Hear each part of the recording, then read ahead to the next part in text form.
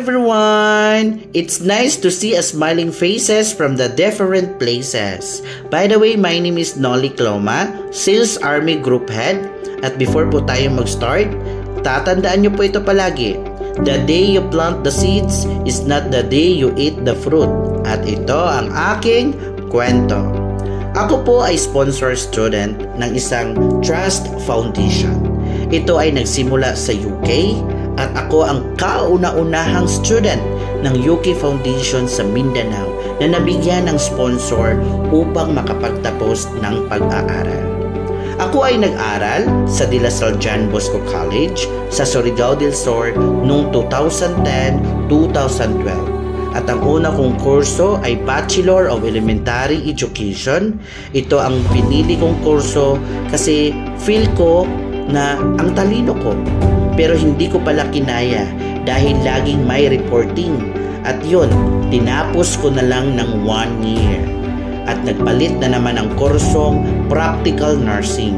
Dahil nakakainggit yung uniform nila kapag nagsuot na sila dahil feel ko para na ako isang ganap na nurse at ang linis-linis patingnan. Kaso hindi pa rin pinala dahil nung time na may OJT na, hindi ko kinaya dahil diring-diri ako makakita na may inoopera at may mga taong or may mga pasyenteng nahihirapan.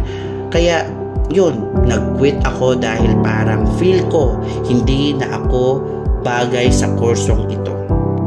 Kaya kinausap ako ng foundation kung saan ba talaga at kung ano ang gusto ko. Hindi kailangan ng malaking grades or may i-maintain na grado. Kahit 75 pa yan, basta pasado, okay lang sa kanila kasi ang goal nila makapagtapos ako ng pag-aaral. Kahit kailan, hindi nila pinagdamot sa akin ang financial. Kahit may 2 kurso na akong sinayang, 100% pa rin sinuportahan ang aking pag-aaral. Hanggang nakapag-decide ako na umalis sa aming lugar at pumunta ako sa Davao City at doon na nag-continue ng pag-aaral. Nag-promise ako sa sarili ko na makakagraduate ako.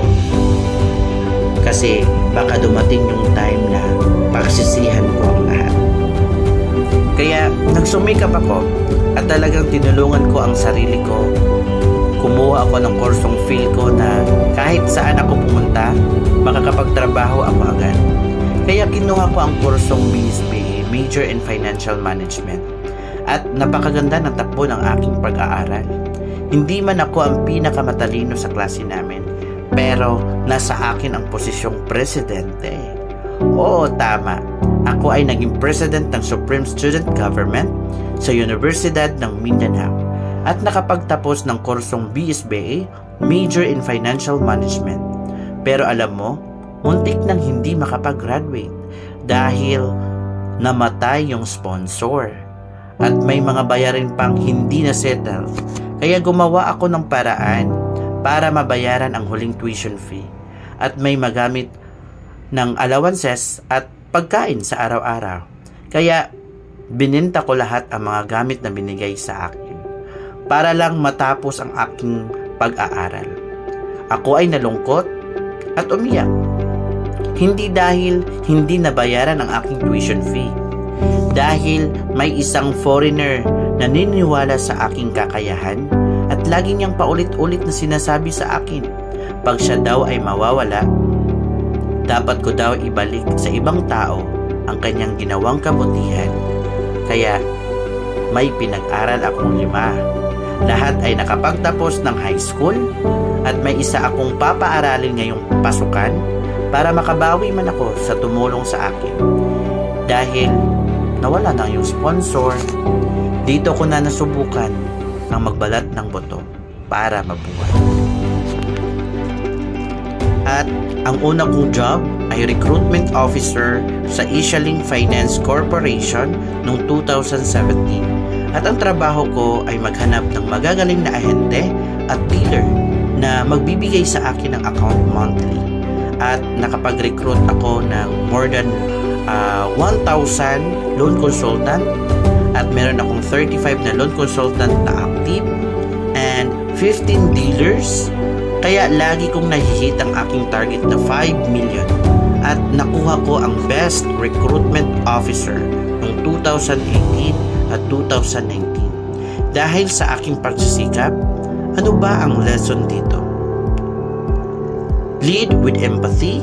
Kapag ramdam ng tao or loan consultant na valued siya, hindi lang bilang agent, kundi bilang tao, iba ang balik sa'yo.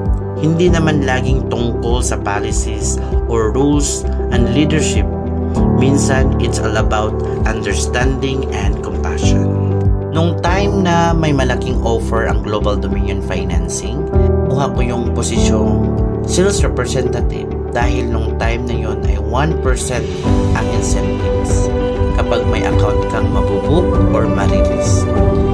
Ito ang kauna-unahan kong account sa Global.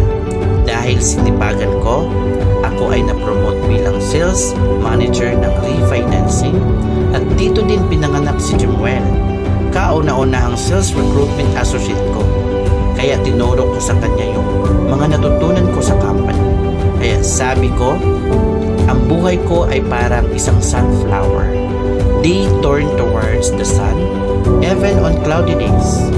They stand tall even when the wind tries to bend them. And most of all, they don't bloom at the same time as other flowers. But when they do, they shine the brightest. Don't worry kung kailan sila mamumukadkad. They just keep growing, reaching towards the light, and one day, without even realizing it, they become something beautiful. Dahil doon, magsashine ng magsashine. At na-promote ako bilang branch manager ng Digos branch. Ang goal ko dito ay ma-hit ang milestone. So naging branch manager ako within 6 months. At nakuha ko nga ang milestone ng branch with a total release of 12.6 million. And best branch ng South Mindanao. Nang dahil dyan, na-promote naman ako bilang Regional Recruitment Manager noong January 2024 to November 2024. I have Best Group of Sales Recruitment Associate. Kasi ito din ang gusto ko mangyari sa team ko. So let me share 3 sample secrets to build a successful team. Number 1, hire with purpose. Piliin ang mga tao na may potensyal at values na akma sa culture ng business natin.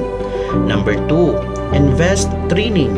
Huwag matakot mag-invest ng training kasi mas mabuti nang matuto sila kahit baka umalis kaysa hindi mag-train tapos mag-stay.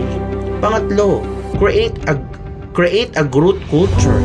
Magbigay ng clear career path at reward para sa magagandang achievement nila.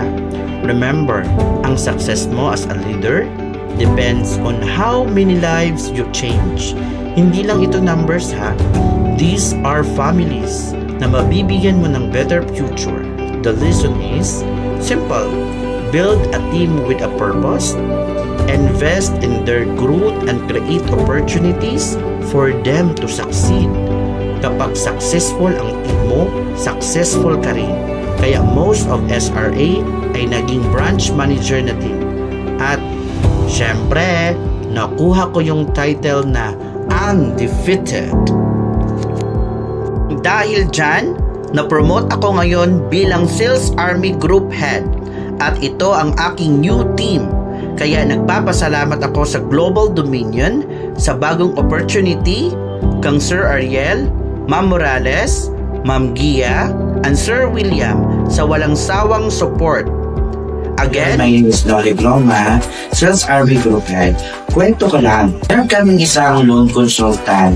Actually, first time niyang mag-recruit, no? Bilang ng client. Kumbaga ang story nito, nadaanan lang siya ng staff namin ng flyers, no? Kasi ni-recruit siya. And then, in-offer sa kanya na pumunta sa office for the orientation. Pumunta naman siya doon. Nung start ng kanyang orientation, nag-post siya sa social media na ito yung mga products namin. And then may nag-inquire na client, pinuntahan niya agad kahit ito ay malayo sa area niya. And then napakaganda ng process kasi nga yung client na yon ay isang business woman at kumpleto yung requirements. Ang process nun hanggang parang 2 days lang. And then first time na nagkaroon ng commission yung agent na yon.